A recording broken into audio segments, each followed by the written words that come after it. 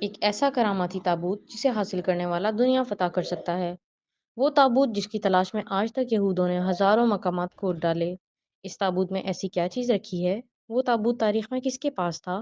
اور اسے قیامت سے قبل کون حاصل کرے گا؟ ہم آج کی اس ویڈیو میں دنیا کے سب سے کرشماتی صندوق یعنی تابوت سکینہ کے متعلق جانیں گے۔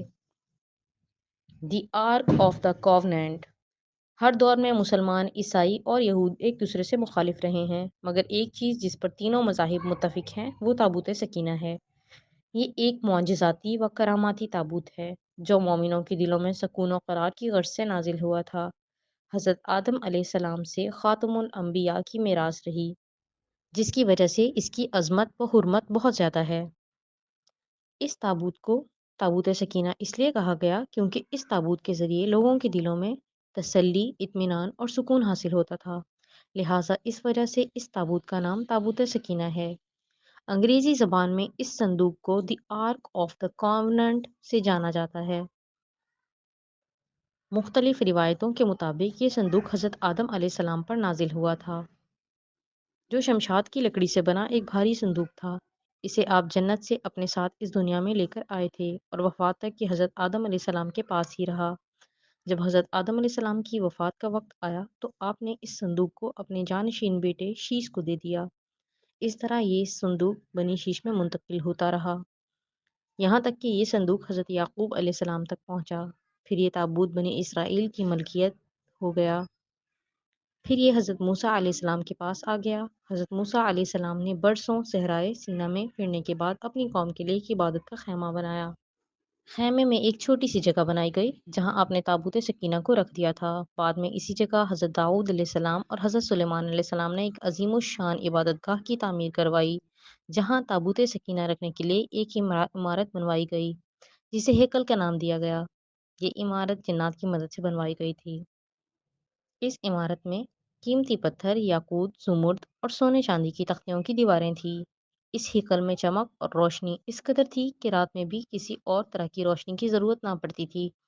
جس خاص کمرے میں تابوت کو رکھا جاتا تھا اس کا نام قدوس تھا۔ سوال یہ اٹھتا ہے کہ اس تابوت میں آخر ایسا کیا تھا کہ بنی اسرائیل اسے مقدس تصور کرتے تھے؟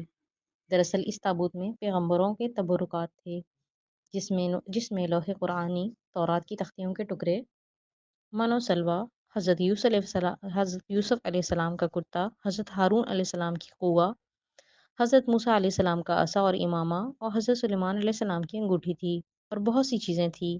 یہ صندوق بنی اسرائیل کے لیے نہایت ہی مقدس اور بابرکت تھا۔ بنی اسرائیل جب کفار سے جنگ کرتے تھے اور دشمنوں کے بڑے بڑے لشکر دیکھ کر لڑکھڑانے لگتے تو وہ اس صندوق کو اپنے آگے رکھ لیتے تھے۔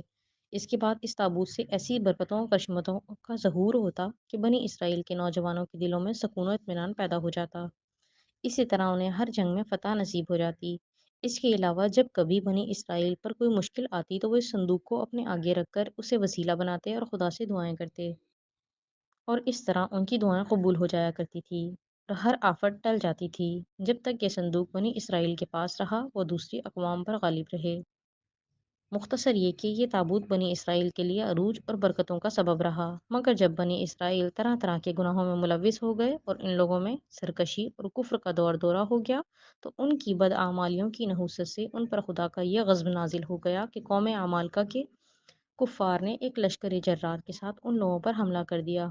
ان کافروں نے بنی اسرائیل کا قتل عام کر کے ان کی بستیوں کو ریزہ ریزہ کر ڈالا، عمارتوں کو توڑ پھوڑ کر سارے شہر کو تہس نہس کر دیا اور اس مقدس تابوت کو بھی اٹھا کر لے گئے۔ انہوں نے اس مقدس صندوق کو نجاستوں کے کوڑے خانہ میں پھینک دیا۔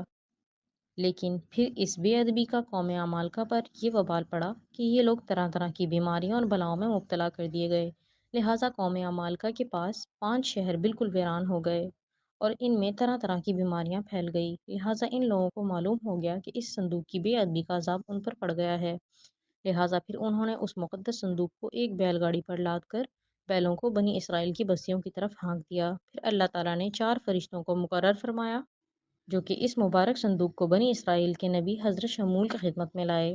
اس طرح بنی اسرائیل کی کھوئی ہوئی نعمت دوبارہ ان کو مل گئی۔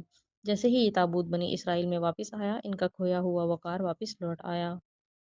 قرآن مجید میں اللہ تعالیٰ نے سورہ البقرہ میں اس واقعے کا ذکر کچھ اس طرح کیا ہے: اور ان سے ان کے نبی نے فرمایا کہ ان کی بادشاہی کی نشانی یہ ہے کہ تمہارے پاس وہ صندوق آ جائے جس میں تمہارے رب کی طرف سے دلوں کا چین ہے اور کچھ بچی ہوئی چیزیں اور معزز موسیٰ اور ہارون کی درگاہیں اسی فرشتے اور بیش اٹھائے ہوئے لائیں گے، اور بے شک اس پر بڑی نشانی ہے تمہارے لیے اگر ایمان والے ہو۔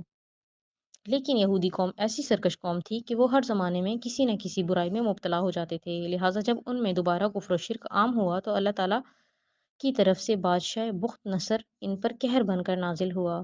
بخت نصر نے یروشلم پر حملہ کر دیا اور اس شہر کو مکمل طور پر تباہ کر ڈالا اور اس کو آگ لگا دی اور 5 سے 6 لاکھ یہودیوں کو قتل عام کر دیا گیا۔ انہی تباہیوں کے نتیجے میں تابوت سکینہ کہیں غائب ہو گیا اور آج تک اس کا کوئی نشان نہیں ملا۔ یہودی مذہب سے تعلق رکھنے والے ماہرین آثار قدیمہ اس کی تلاش میں آج بھی سرگرداں ہیں تاکہ اس کو ڈھونڈ کر وہ اپنی اس روحانیت کو واپس پا سکیں جو کبھی ان کو عطا کی گئی تھی۔ تابوت سکینہ آج کہاں ہے؟ اس کے متعلق ماہرین آثار کے مختلف رائے ملتی ہیں اور الگ الگ قیاس آرائیاں کی جاتی ہیں۔ بعض کہتے ہیں کہ بخت نصر کے حملے کے بعد اس تابوت کو افریقہ لے جایا گیا تھا اور وہاں ایتھوپیا کے ایک چرچ میں رکھ دیا گیا جہاں وہ آج بھی موجود ہے۔